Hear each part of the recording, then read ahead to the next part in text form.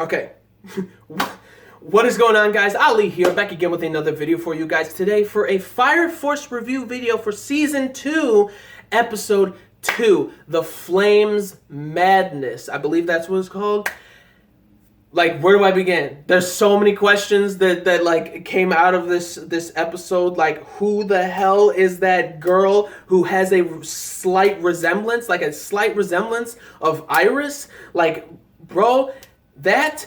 And then like it seems like now like there's like another faction, or not necessarily a faction, or somebody who has a grudge. It's like fire soldiers, the evangelists, and whoever the hell that girl is who was bothering Shinra, like in his head or in his mind. Like, her body isn't there, but like mentally through the Adola link, she was able to link up with Shinra and mess with him in his head, saying to like kill everybody, just burn everything to the ground, burn everyone, kill them. Like, that whole scenario was like the creepiest artwork and everything that I've seen. And it's like the way that Shinra turned like pretty much evil, like a literal devil, was just, that was like the creepiest looking artwork I've ever seen. Like, and it was fantastic, almost as creepy as the artwork that was with Giovanni last season, when he just like started moving like really weirdly inside the Nether, like against everybody with Lisa next to him. And like, that was like the weirdest thing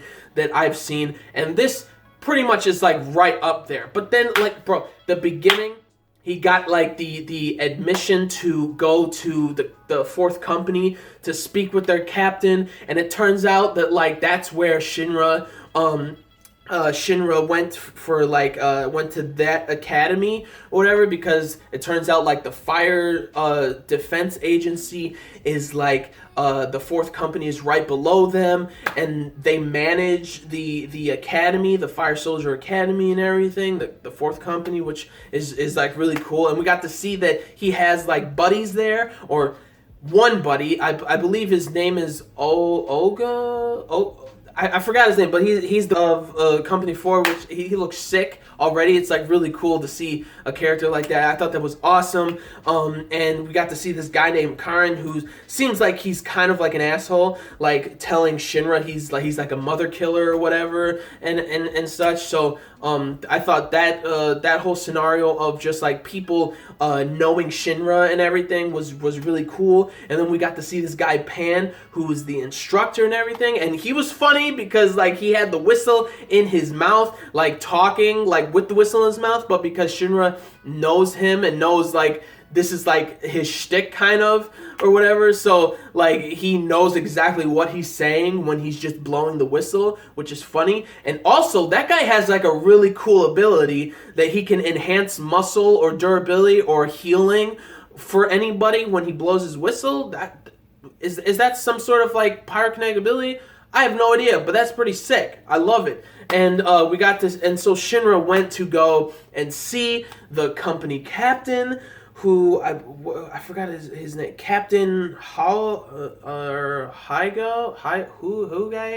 something like that. I'm messing up like names and stuff, but when he met him, I instantly thought of Brook from One Piece, because that is the exact same voice actor for Brook for One Piece, is the fourth company captain's voice actor.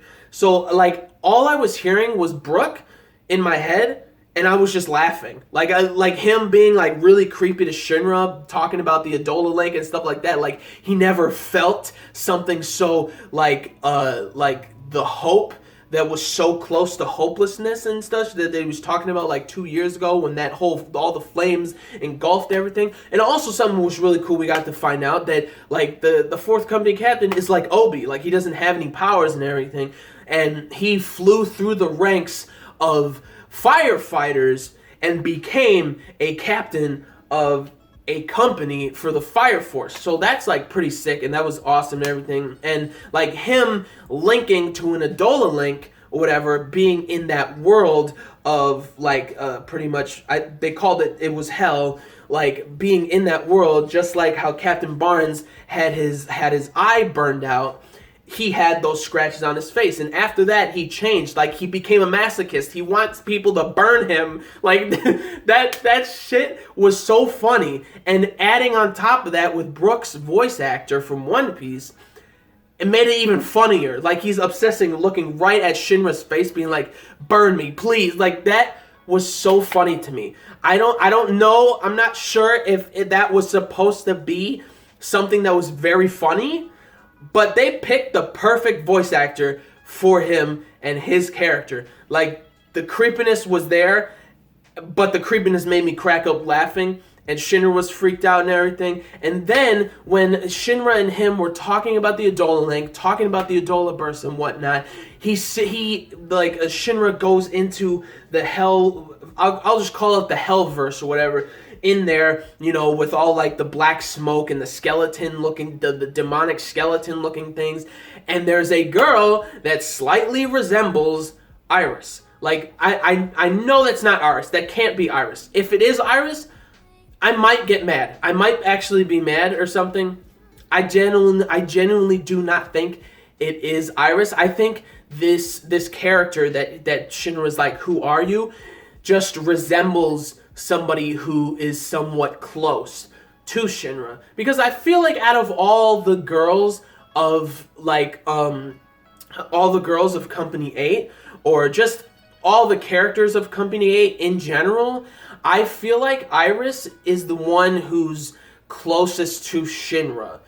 Not obviously, not romance or anything. I don't think it's a romance or anything like that, but I think she's just the closest to him in terms of like caring for him, always seeing he's okay, like just being such a kind-hearted soul. So I think like that character resembles Iris because of that, in that sense, that like she's kind of like the closest to him, whatever. But she keeps telling people to keeps telling him to like kill this person. What are you gonna do with all this anger you had for 12 years, like against this demon? Aren't you going to kill this demon? But Shinra's like, I know it's my mom. I can't do that. I'm gonna save my mom and everything. So that whole scenario and thing like turns Shinra into a literal devil, and the artwork on it was whack. It was whacked out like crazy creepy, and I loved it. And like, bro, oh my gosh, the first like the whole fight, like everybody,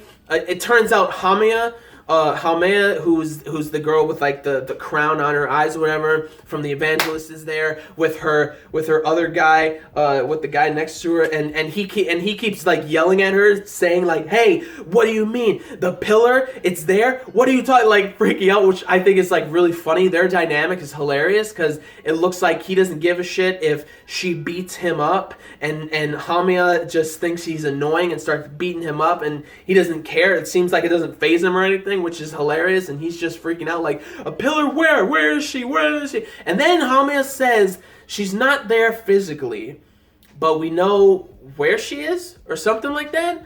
And so that's really like interesting, I guess. Like, it seems like that girl that's in Shinra is some sort of like not with the Evangelist, but it's like now there's different factions with like the fire soldiers and whatnot, and then you got the Evangelist, and it seems like this girl is on her own just for vengeance, of wanting people to let out their anger and just take over Shinra, to just like expel his anger and just like destroy everything. And she has so much anger within her. It's like Shinra says that, so I'm wondering like, what happened to this girl to where she wants to express so much of her anger through people and destroy everything? Like, I want to know more about this chick, more about this character. And she also says that like she knows about Shinra's mother and where she is and everything, and she doesn't tell him because, you know, Shinra was all good at the end thanks to Arthur, bro. Oh my god. Oh, first of all, I think today is Arthur's birthday. Like, happy birthday, Arthur. This is an episode for you. My gosh, it was crazy. Like, Shinra gets thrown out after he became like crazy and everything, he gets thrown out by the fourth company's captain, and like they're like about to tussle and fight and everything, and Pan like uses his healing and his durability whistle or whatever to to heighten his health or whatever, the captain, which is fantastic. And then you got like everybody going in. You got Arthur there, because that was like really smart that they said that they brought Arthur with Shinra, like to go with Shinra, like as his bodyguard, because they predicted that Haumea and the evangelist might be there to do something to him, to try to take him. So that was like very smart on Company 8's part, on Obi's part and everything. That was fantastic. So he was there along with Ogum.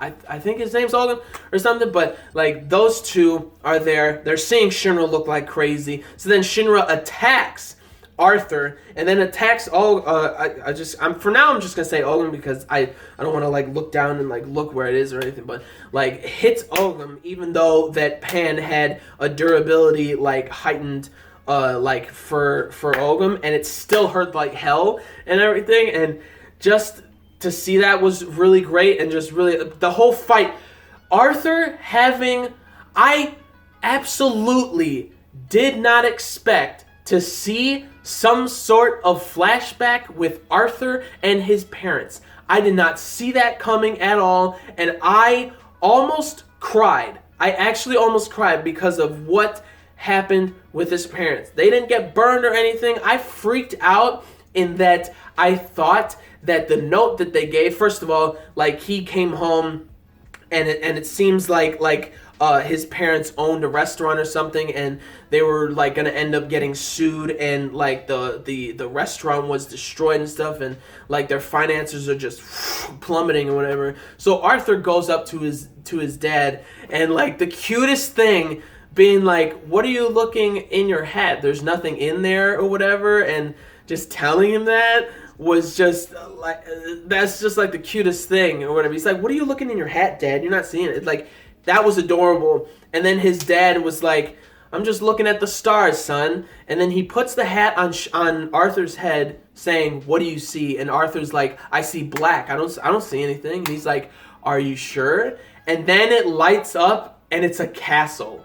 Like, this is what Arthur is explaining to like his friends. Like, the more Arthur gets like imaginative and delusional, whatever, like they're talking about like a party group, and like in Arthur's head, he's thinking that like, I'm the knight of the group, Pan is like the healer of the group, and then Ogum is the warrior, the fighter of the group. And what was funny was that they made the company captain like the shield of masochism, like because he's a masochist, wants to get hit by the Adola burst flames. That was so funny. So like he automatically goes to like delusion and stuff, and that's how he gets freaking strong. And that like imagination makes him stronger, and that's fantastic. I love that. Arthur, fantastic, bro. Happy birthday. It's your birthday today. And like, this was a great episode for Arthur in that he was owning Shinra. Like, I love Shinra, but my goodness, he was getting his ass destroyed when Arthur, like, when his delusions or his imagination was going wild. That's when Shinra was getting his shit rocked by Arthur. And that was amazing. Like, oh my, when he kneed Shinra in the stomach and Shinra went flying, I was like, oh, like I literally made like a noise, like, oh shit, like I felt it. I felt that shit. And then like Arthur hitting him in the face, like kneeing him in the face or punching him in the face, and like, oh, like that was insane. Some of the animation kind of looked a little funny, but overall, like, or like the art looked a little funny, but the animation overall was just really good the entire time that those two were fighting. And like seeing more of the backstory of Arthur and why he has these delusions of like, you know, grand like knights and a castle and everything is because he saw the castle in his father's hat. Like that's when his imagination first like came out and everything, and that was just beautiful. But something that was so heart-wrenching, Like, because of like the finances and things like that, it seemed like his parents abandoned him or something. And when I saw the note of like the imagination of like protect our castle, the castle, whatever, like your mom and me are going on a journey, like in my heart, like my heart kind of sunk that like, okay, they might have killed themselves. Like a lot of financial things that happen with families. Sometimes it ends up involving suicide, and I thought that was it. But I hope it's not. I don't know in the future of since I don't read the manga, I don't know the future of like beyond this season. If like maybe he sees his parents again, like one day sees them again. I have no idea. I don't read the manga. I only watch the anime and everything. But that would be really nice if that did happen. Obviously, I can't say that like it will or I think it will because I don't read the manga or anything. But just to see that with them, that note being like, we're going on a journey, son, so you protect our castle, protect Dad's castle. I genuinely thought it was going to go to that killing themselves type thing. I genuinely thought that was, but like it might seem that they just abandoned Arthur, which is like so heartbreaking. Like it was so unbelievable. They could have just left Arthur with like grandparents or relatives or something like that, but they literally just up and left their home, and Arthur's just sitting there by himself. Like, I got a little emotional for a second, but like just to see that was so freaking sad. And it seems like Arthur doesn't have any kind of resentment towards his parents. That's what it seems like. Like they gave him the opportunity to be that knight of the castle, of the home, or whatever, and that's what makes him strong. And clearly you can see that in the episode when he's fighting Shinra, when his delusions and imaginations start running, like Shinra's like fast speed, like is the moment that Arthur like becomes imaginative with like the group and that he's the Night King.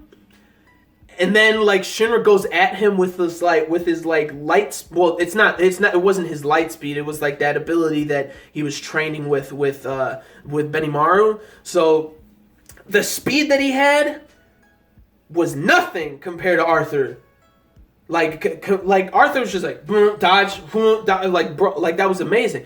And then like he knees Shinra in the stomach and hits him and everything. He's like, I'll give you 3 chances. The 4th one, I'm gonna cut you up. Like you're weaker now than what you were and such, because you became a literal devil. What are you? Are you a hero? Are you a devil? What are you? Like, and then there was a quick flashback of them in the academy, like fighting each other. Like Shinra being like, I need to be a hero. That was a promise I made. And then Arthur's like I'm a knight. I'm a king. And he's like our different, like these two things are very similar between us, in that like Arthur made a promise that he would be the king of the castle, and Shinra promised he would be a hero. And he's talking to this with Shinra, and Shinra's and Arthur's like, what are you? What are you? And then the girl that's like covering Shinra being like, kill him, kill everything, burn everything. Like she's starting to get like off of Shinra, which was just cool. And because of Arthur and everything, he's like, what are you? Are you a hero? Are you a devil? And then like he punches Shinra, knees him in the face. Bro, the animation of him kneeing and punching and kicking Shinra was amazing. And he goes flying and he's like, what? Like, of course I am a hero. And it seems like that girl was like Shinra saying like, get out of here. Like the way that Shinra was just so assertive and pushing her away after Arthur gave him like a good, not just a good beating, but like a good speech of like, what are you? Are you losing yourself? You made that promise to your parent, to your mother, and to your brother that you would be a hero. What are you right now? And then like oh man, it was just so good with him, like just being like, of course I'm a hero, and looking at that person like in the Hellverse, being like, get out of here, and then she's like, you know, she's like, it's too bad, but I had fun, you know, like she's leaving now. She's like, I got more than what I expected or something like that. And then he's like, you said you would tell me where my mother is. And then I don't know why, like, Shinra thought she was going to say anything about like where his mother was, because he pushed her away. So why would she tell him anything? So that was kind of I kind of giggled a little bit, like, and she's like, what do you mean? What do you mean? You pushed me away. I'm not telling you anything. Like, logic, of course she wasn't going to tell him anything if he pushed her away. So she was gone, and then so Shinra came back and everything, and that was pretty much the episode, and I thought it was fantastic. And next episode seems like we're going to meet the girl with the pink hair. It seems like she's kind of like a thief or whatever, not an academy thief. She's some sort of like thief character and whatnot. And it seems like she likes to take things from people. Like maybe she starts fires or something like that, and then she goes and tries to get them out of the fire. But before she does that, she's like, you gotta give me some stuff. Like, that's how she's like a thief or something. You give me some of your valuables, and I'll help you get out, or whatever. I think that's kind of like what she is, and it seems like she's the next Adola Burst or whatever of the series, the next pillar. And it seems like that girl with the girl that was in the Hellverse with Shinra is probably gonna go find her and probably do the same thing with her that she did with Shinra. I think that is gonna happen. I don't know. Probably the evangelist already knows where that girl is, so they're probably going to go and get her or something, and I'm very excited about what's going to happen next episode. We're going to see this cute pink-haired babe next episode, and I'm ready for it. I'm excited. Fantastic episode. Again, the artwork in this episode was top-notch, creepy, and wonky, and I really liked it. Animation was great. Again, like always, it was a great episode. But what did you guys think about this episode? Leave down in the comments your thoughts about this episode, your thoughts about what I said and everything in this review and everything. Like the video if you did, or comment down below on your thoughts about the episode in general, your thoughts about what I said. Like the video if you did, like the video if you like Fire Force or this episode. Like the video if you liked anything I had to say, or if you like me, you know, and subscribe to the channel for more reviews, vlogs, unboxings, live reactions, and theory discussion videos and things like that. So gentlemen, stay classy, ladies, stay sassy, but most important, everybody, you gotta stay a little nasty, alright? So peace and love, and I will see y'all later in the next video. Peace out, may the force be with you always, and plus, ultra, and lactum. Woo! That was a lot of stuff in that episode. Jeez.